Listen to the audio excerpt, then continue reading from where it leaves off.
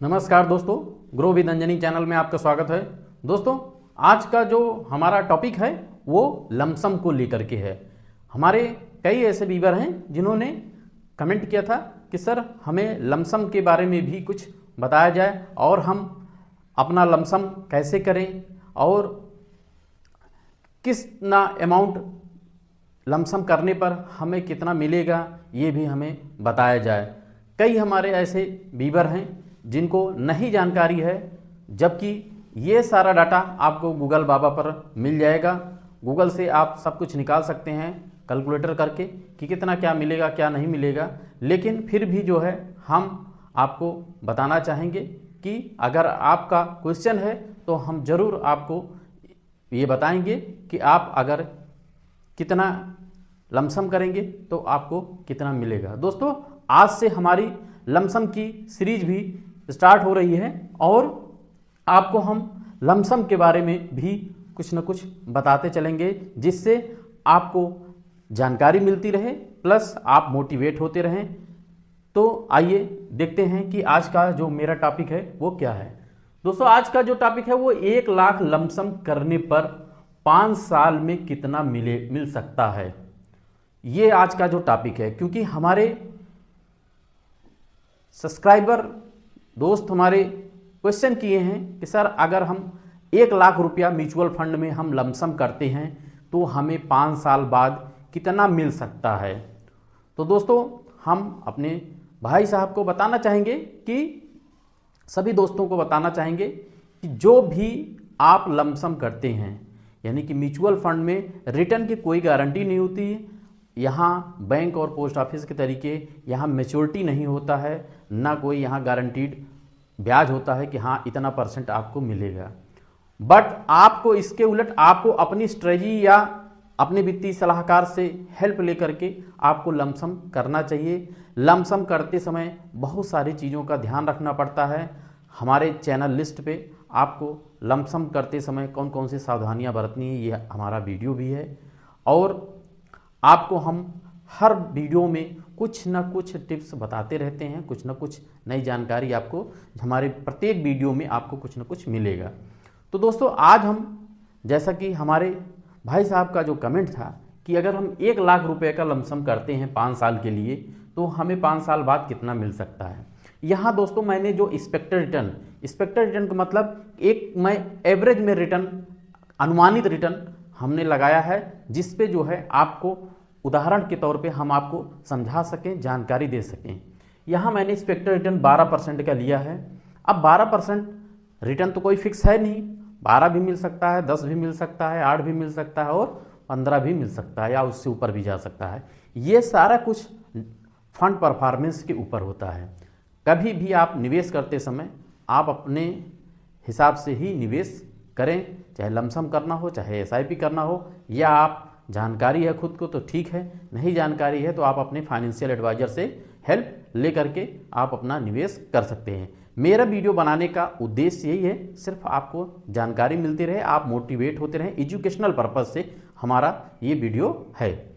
तो दोस्तों, अब जैसे 1 लाख रुपया लमसम करना ही है, थोड़ा सा हम आपको लमसम के बारे में बताएंगे। जैसे 1 लाख रुपया लमसम आपको करना है तो आप फिर वही आपको स्ट्रेटजी फॉलो करना है कि हम करने से लमसम करने से पहले आपको एक एनालिसिस करना पड़ेगा सारे फंडों को आप देख करके कि कौन सा फंड क्या है रिटर्न, और एक ही फंड में इन्वेस्टमेंट ना करके हम अपने पोर्टफोलियो को, यानी जो हमारे पास 1 लाख रुपया है, हम इसको डाइवर्सिफाइड कर देंगे।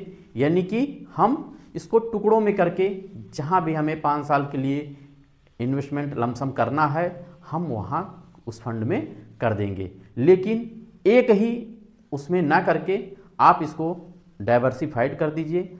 और डाइवर्सिफाइड करने से आपका अलग अलग, जैसे मान लीजिए कि आपको 1 लाख रुपया लमसम करना है तो आप 20-20 की 5 कर सकते हैं, 10-10 की 10 कर सकते हैं, 50 की 2 कर सकते हैं। कहने का मतलब है कि आप अपने पैसे को बांट करके रखें।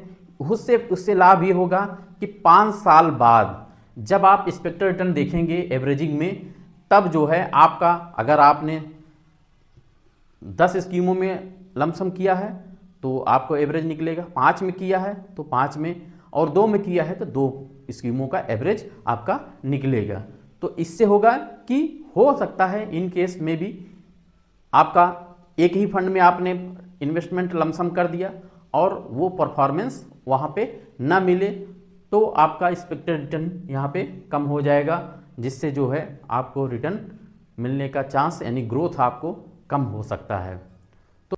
तो दोस्तों आप जो है आपका एवरेजिंग निकल आएगा, और एवरेजिंग में ग्रोथ जो आपका रिटर्न मिलेगा वो आपका एवरेज में आ जाएगा। पूरे 5 साल में आपने इन्वेस्ट किया 1 लाख रुपया, मतलब 5 साल में आपने लमसम किया। यहाँ दोस्तों एक चीज़ और बताना चाहेंगे, जो लोग जानते हैं उनकी बात अलग है, और जो हमारे भाई नहीं जानते हैं उनके लिए है कि लमसम शब्द जो है ये आपका जैसे बैंक और पोस्ट ऑफिस में फिक्स होता है, एफडी होता है, सेम उसी तरीके से म्यूचुअल फंड में, म्यूचुअल फंड की भाषा में लमसम बोलते हैं। यानी कि अगर आप म्यूचुअल फंड में एक मुश्त अगर आप वन टाइम पैसा लगाना चाहते हैं या डालना चाहते हैं तो यहाँ उस वन टाइम को लमसम बोला जाता है। और आरडी को बैंक में आरडी बोलते हैं, म्यूचुअल फंड में एसआईपी बोलते हैं। ये सारी चीज़ें हैं आपकी जानकारी के लिए।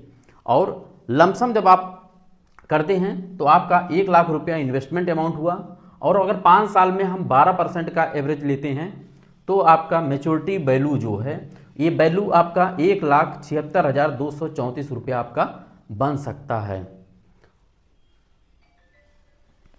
अब यहाँ रिटर्न एक्यूर्ड की बात करें तो रिटर्न जो आपने एक्यूर्ड किया तो 1 लाख रुपया तो आपका मूलधन हो गया, लमसम अमाउंट, और आपने 76,234 रुपया यहाँ पे एक्यूर्ड किया।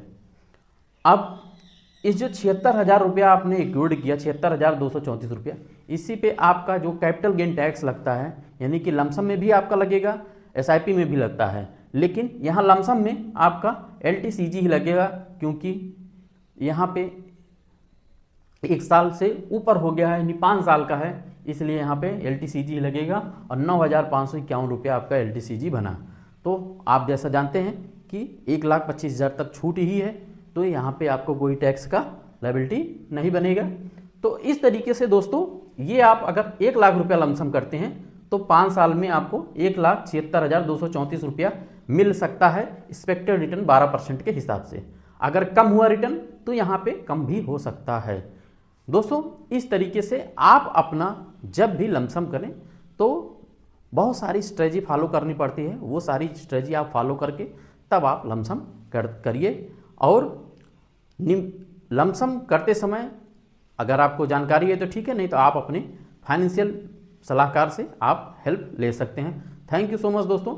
अगर मेरा वीडियो अच्छा लगे तो आप एक लाइक करिएगा, शेयर करिएगा, और हमारे चैनल को सब्सक्राइब कर हमें सपोर्ट करिएगा। थैंक यू सो मच दोस्तों। जय हिंद, जय भारत।